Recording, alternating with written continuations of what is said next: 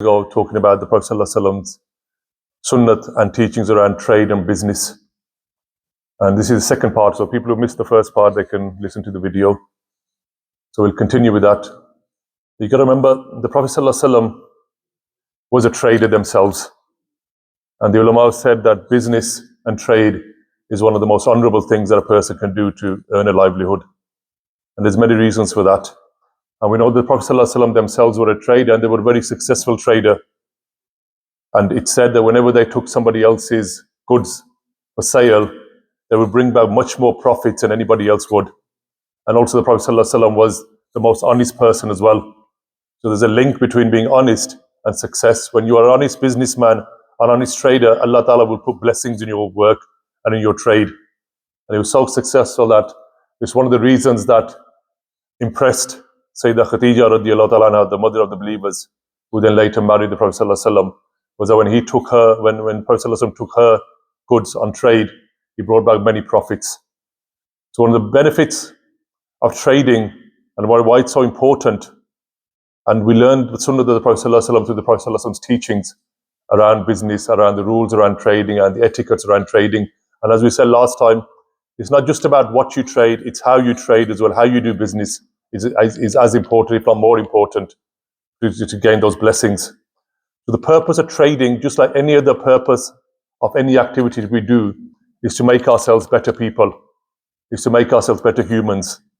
And that's why when we trade, the reason we do this is to earn a living, is to earn money, is to have a livelihood, which will then allow us to live our life properly, to live our life as a good Muslim, and earn paradise through that, and earn the salvation, and earn the pleasure of Allah Ta'ala through the way we do it.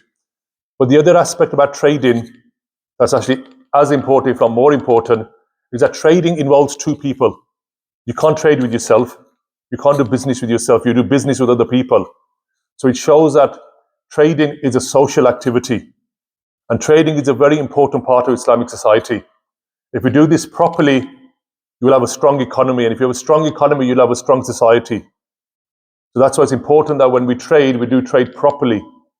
And you'll see societies that have evil problems, a lot of that comes around with the way people trade. Either they're very greedy. Because they're very greedy and doing business in the wrong way, exploiting people. And the economy breaks down. Where the economy does break down, you see social ills, such as people stealing, such as corruption, such as bribery, and murders and killings. If people were rich, why would people kill one another? Because people are desperate for money, they kill one another, they cheat, they lie.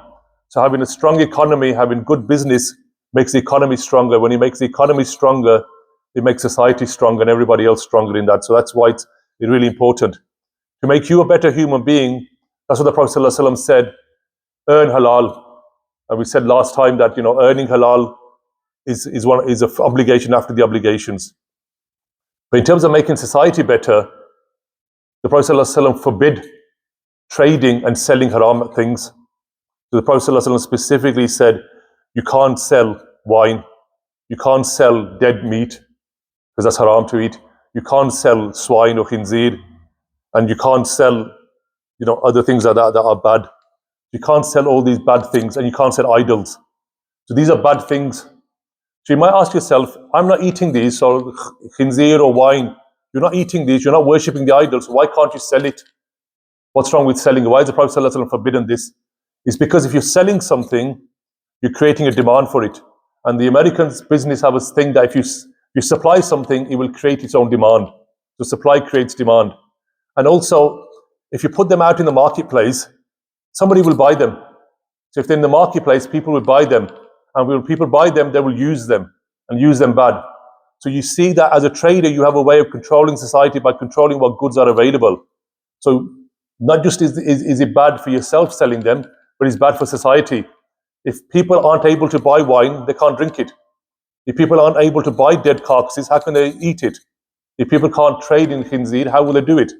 And also when trade of something stops, it dies out. Where would you get it from? So this is a lesson for our people when you think, actually, I'm not trading anymore. What's bad about this? People are selling those balloons nowadays. People are selling those gases nowadays. People might say, well, it's not haram to sell it. I'm not doing it. I'm just selling it. But you're corrupting society. So that's why the Prophet ﷺ forbid it. The Prophet ﷺ didn't say don't eat it, because that's said in the Quran and other places. In this hadith, Prophet ﷺ, don't trade in these, don't sell these, because they corrupt society. So you as a trader have a duty to make sure you don't corrupt society and do that. The other thing about our rules and the way the Prophet ﷺ traded was to stop fighting and stop quarreling and to create a perfect marketplace. If you have a perfect marketplace, then people will trade with confidence and the market will be better. That's why, we said last time, you can't lie. You must always tell the truth when you sell something.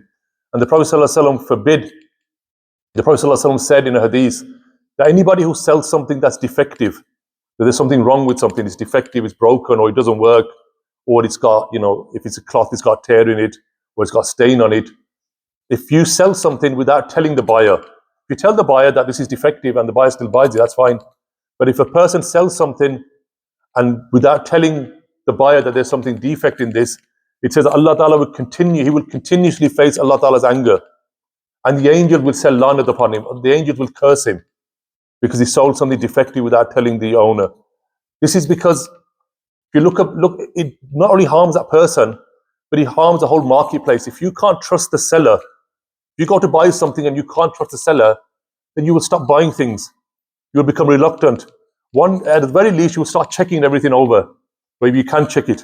And that wastes time. If people who run a shop or run a marketplace, you can't wait for a customer to spend 10, 15 minutes looking at a piece of cloth or looking at something or testing something to that degree, because you need the market turnover. It stops the market and it stops trade.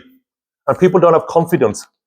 For a good marketplace, people need to have confidence that the thing that they're buying, that the thing that they're being sold is proper and is good. If you don't have that confidence, you don't have that. And this is another hadith the Prophet ﷺ said, lanat and prohibited the one who gives rishwat, who gives bribery, and the one who takes bribery. The Prophet ﷺ forbid bribery, giving it or taking it. So what's that got to do with business? You'll see a lot of corruption that happens in business is through bribery. One, if you're buying something, if you're a purchaser for a company and you take bribery and buy defective stuff, you're going to put defective stuff into the supply chain. You're going to then sell defective stuff. So people bribe purchasers and people like that. Or you bribe somebody to sell it cheap to you. Again, you distort the market. You bring your dishonesty into the market. Or you take bribery and hire people who aren't qualified. So when you hire people who aren't qualified, they're not going to be able to do the job properly. When they can't do the job properly, the things that will produce won't be good. For example, if you hire a dodgy teacher who's not qualified, the whole school system will fall apart. If you hire a doctor who's unqualified, like we see pilots who get hired who aren't qualified, you can see the damage they can do. So that's why it's really important you don't take bribery, you do things perfectly. If you hire somebody, you hire the perfect person. When you buy something, you buy the best thing. You're not distorted, your decision making isn't distorted by bribery. That's why you're not allowed to take bribery. That's probably forbidden, because once you start taking bribery, you do things wrong and bad things happen. And we know that in other countries where people take bribery and write plots over or write land over or write other things over, that distorts the market. You have to have no confidence in anything and you can't do it. But the Prophet ﷺ also forbid giving bribery, giving rishwat. You're not allowed to give bribery as well. So you might ask, what's wrong with giving it? Obviously, taking it and making the wrong decisions is wrong. Why give it? The reason why you can't give it is that because if everybody starts giving it, there becomes an expectation. Now we know if you go to our countries, you can't get anything done without bribery, because it's become so common that you have to give bribery. So anybody who doesn't want to give bribery still has to give bribery, because if without giving it, because everybody else is giving it, you have to give it. So you're forced into giving it. But if everybody took a stand and said, we're not going to give any bribery now, we will stop it, then things will get sorted out. So even one person giving a bit of bribery distorts the whole system and distorts the whole thing. And that's why bribery corrupts the marketplace. It corrupts trade. It makes people sell the wrong things, buy the wrong things, and make the wrong decisions. And in a perfect economy, we want people to be making the right decisions. And you want confidence in the marketplace. The other thing the Prophet ﷺ forbid is that a person should not do a deal when another deal is happening or a deal has happened. So if two people are making a business transaction or discussing it or have discussed it, you shouldn't go and say, I'll give you more money now. Let them two finish their deal. If it happens, it happens. If it doesn't happen and they walk away, then you could go and offer more. But if two people are making a deal or in the middle of a business transaction, you can't turn up and say, I will give you more, I will sell it for you cheaper. And the reason for that is because that distorts the market. Because when two people do a business deal, they're spending their time and sometimes money. If you're buying a house, you spend money on lawyers, you spend money on solicitors, you spend money on surveys, and then because you're doing that because you know the deal's going to happen, so you need confidence to do that. But if you fear that somebody else might come along and take over this deal, you won't spend that money. So people won't make proper deals. So you don't have that confidence. So in the marketplace, we want people to have that confidence to be able to start a business deal knowing that this business deal will end, or else you won't invest in a deal. You won't invest time and money into a deal, and then things will start falling apart. So you can't do a deal upon a deal where a deal's happened, or when a deal's happened, and you know these two people have done it, you can't then turn up before exchange and I'll pay you extra for the house, or I'll sell you the same thing for cheaper. You shouldn't do that. That just brings bad things into the marketplace. It has long-term impacts about it.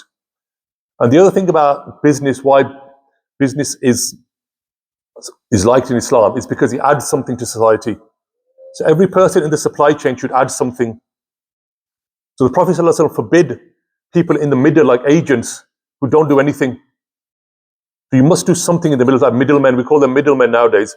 You shouldn't be a middleman because you're not adding anything. Normally in a business deal, somebody's adding something. For example, somebody supplies wood from a tree. A carpenter then makes that wood into a door. He supplies that onto the person. So everybody in the chain has done something, added value and taken their money. You can't have a middleman, which is why the Prophet ﷺ said that a person, a city dweller, a town dweller, should not sell the goods of the people of the country, of the farmers. They should let the farmers come to the marketplace and sell themselves directly. So we want the person producing the stuff to deal with the customer, because that will lead to the perfect economy. What used to happen in the old days is that people in the town would go all the way to the farmers and buy everything off them, and then bring it to the market. Now the farmer doesn't know what price he should be selling it because he doesn't know the market. So he takes advantage. The middleman takes advantage of that and then brings it to the city. So these middlemen in the middle, who know the seller and the buyer and keep the buyer and seller away, are distorting the market. They're making profit in the middle for no reason. So if you want profits, you want the profits to be in the farmer or the person making the thing so that they can invest and become stronger, or you want the person who's buying it cheaper. But the middleman is just adding cost and profits, and that goes nowhere into the production line, and his money coming out of the economy, people coming out of the effort. So these middlemen who don't add anything are being forbidden for this reason, because they're not adding anything to the economy.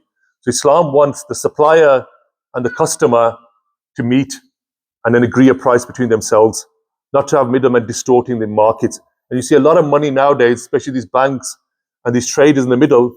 They're middlemen who are just trading nothing. They're not supplying. There's coffee traders. They don't make the coffee. They don't grow the coffee. They don't consume the coffee. They're in the middle. They buy lots and they sell it. This is why hoarding in Islam is forbidden. The Prophet ﷺ said, don't hoard things. This is what people do. They buy all the stock and then hold it back from the marketplace. They let the price increase.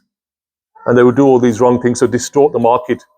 So what Islam wants is an honest marketplace, a confident marketplace where people can trade and act honestly. And when people act honestly, you have the perfect economy and a perfect marketplace, and people will be able to transact.